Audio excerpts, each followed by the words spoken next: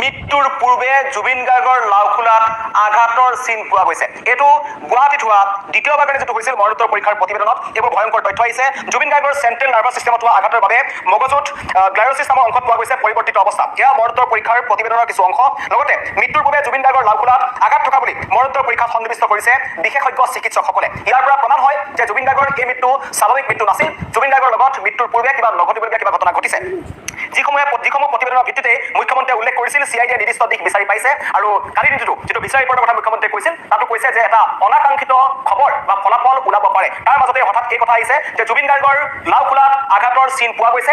এইটো মৰণোত্তৰ পৰীক্ষাৰ প্ৰতিবেদনৰ এটা অংশ, য'ত বিশেষজ্ঞ চিকিৎসকসকলে এই কথা কৈছে যে জুবিন গাৰ্গৰ চেন্ট্ৰেল নাৰ্ভাছ সিস্টেমত পোৱা আঘাতৰ বাবে মগজুৰ গ্লাইৰচিছত অংশত কিছু পৰিৱৰ্তিত অৱস্থা পোৱা গৈছিল আৰু মৃত্যুৰ পূৰ্বে জুবিন গাৰ্গৰ লাওখোলাত আঘাত থকা বুলি মৰণোত্তৰ পৰীক্ষাত সন্নিৱিষ্ট কৰিছে বিশেষজ্ঞ চিকিৎসকসকলে। যিসমূহ প্ৰতিবেদনৰ ভিত্তিত মুখ্যমন্ত্ৰীয়ে কালি কৈছিল। লগতে তদন্তকাৰী চিআইডিয়ে ইতিমধ্যে গ্ৰেপ্তাৰ কৰা অভিযুক্তৰ বিৰুদ্ধে জুবিন গাৰ্গৰ অস্বাভাৱিক মৃত্যুৰ ক্ষেত্ৰত ভাৰতীয় ন্যায় সংহিতাৰ 103, অনিচ্ছাকৃত হত্যাৰ কাৰণে 105 আৰু অৱহেলাৰ ফলত মৃত্যুৰ কাৰণে 106 এক ধাৰাটো আৰোপ কৰিছে, সন্নিৱিষ্ট কৰিছে।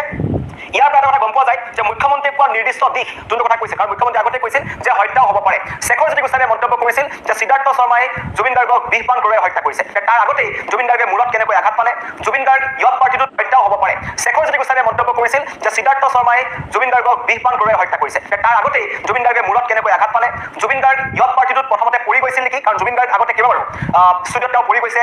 ডিব্ৰুগড়ত অসম জাতীয়তাবাদী যুৱ ছাত্ৰ পৰিষদৰ শ্ব' কৰি যেতিয়া তেখেত এখন হোটেলত আছিল আৰু বাথৰুমত জুবিন গাৰ্গ পৰি গৈছিল। অনুৰূপ ঘটনাই সংঘটিত হৈছিল নেকি ছিংগাপুৰত, সেই ঘটনা লুকুৱাই ৰখা হৈছিল নেকি, তাৰ পাছত জুবিন গাৰ্গৰ স্বাস্থ্যৰ অধিক অৱনতি ঘটিছিল নেকি, তেনেবোৰ প্ৰশ্ন এতিয়া উত্থাপন হৈছে। জানি বুজি পৰিয়ালৰ লোকক সেই খবৰ দিয়া হোৱা নাছিল নেকি, জুবিন গাৰ্গৰ ইয়াৰ পূৰ্বে সেই ইয়ত পাৰ্টিত থকাৰ সময়তেই পানীত নমাৰ আগতেই জুবিন গাৰ্গ অসুস্থ হৈছিল নেকি, বহু তথ্য বহু প্ৰশ্ন এতিয়া নতুনকৈ উত্থাপন হৈছে। কিন্তু এই মুহূৰ্তত আপোনালোকক জনাইছো মৃত্যুৰ পূৰ্বে জুবিন গাৰ্গৰ লাওখোলাত পোৱা গৈছে আঘাতৰ চিন। এয়া মৰণোত্তৰ পৰীক্ষাৰ প্ৰতিবেদনৰ এটা তথ্য, যিটো চিআইডিৰ ফালৰ পৰা কিছু তথ্য আহিছে। আৰু কালিও মুখ্যমন্ত্ৰীয়ে যিবোৰ মন্তব্য কৰিছিল সেই মন্তব্যটো এটা কথা স্পষ্ট হৈ গৈছিল যে তদন্ত প্ৰক্ৰিয়াটো চলি আছে।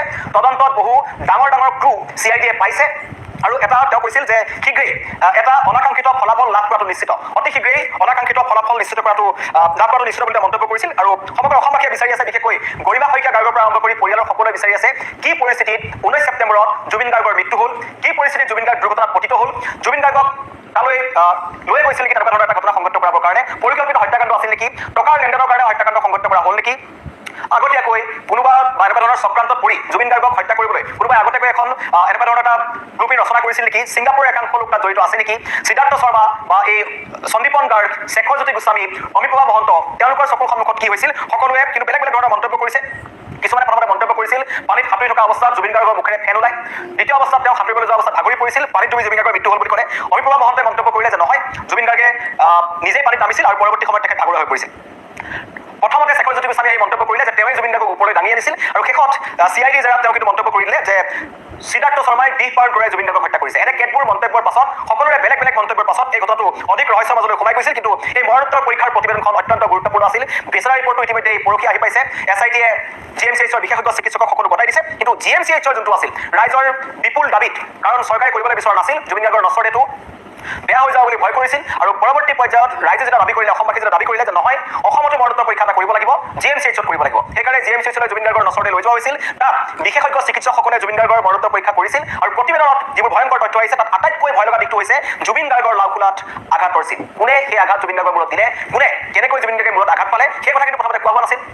আৰম্ভণিৰ পৰা কোৱা নাছিল, প্ৰথমতে কৈ থকা হৈছিল যে হঠাৎ জুবিন গাৰ্গ অসুস্থ হৈছিল। যদি হঠাৎ জুবিন গাৰ্গ অসুস্থ হ'ল তেন্তে সেই মৃত্যুৰ আগতেই তেখেতৰ মূৰত এই লাওখোলাত আঘাতৰ চিনটো কেনেকৈ আহিল, সেইটো এটা ডাঙৰ প্ৰশ্ন, অধিক ৰহস্যৰ মাজলৈ সোমাই গৈছে। সেইকাৰণে তদন্তকাৰী চিআইডিয়ে ইতিমধ্যে গ্ৰেপ্তাৰ কৰা অভিযুক্তৰ বিৰুদ্ধে অস্বাভাৱিক মৃত্যুৰ ক্ষেত্ৰত ভাৰতীয় ন্যায় সংহিতাৰ BNSৰ 103, অনিচ্ছাকৃত হত্যা 105, অৱহেলাৰ ফলত মৃত্যুৰ কাৰণে 106(1) ধাৰা আৰোপ কৰিছে। আৰু কোনো অপৰাধী অভিযুক্ত যাতে সাৰি যাব নোৱাৰে তাৰ কাৰণে সকলো বদ্ধপৰিকৰ। বিশেষকৈ পৰিয়াল তথা সমগ্ৰ অসমবাসী ৰাইজে কৈছে যে এই জুবিন গাৰ্গৰ মৃত্যু কেনেকৈ, অসমৰ এটা কণ্ঠ হঠাৎ ছিংগাপুৰৰ সাগৰত কেনেকৈ নাইকিয়া হৈ গ'ল, সেই ঘটনাটো চালি জাৰি চাব লাগে। জুবিন গাৰ্গক তালৈ মাতি নিয়া হত্যা কৰা হৈছিল, কাৰণ শ্যামকানু মহন্ত তেওঁ নিজৰ পৰিয়ালৰ লগত মন্তব্য কৰিছিল যে জুবিন মোৰ কাৰণে পণ্য সামগ্ৰী, জুবিনে মদ খায়, জুবিনে পানী খায়, মোৰ ক'বলগীয়া একো নাই, কিন্তু তেওঁক মই ব্যৱহাৰ কৰিম, হয়তো ব্যৱহাৰ কৰিবৰ কাৰণে লৈ যোৱা হৈছিল। শ্যামকানু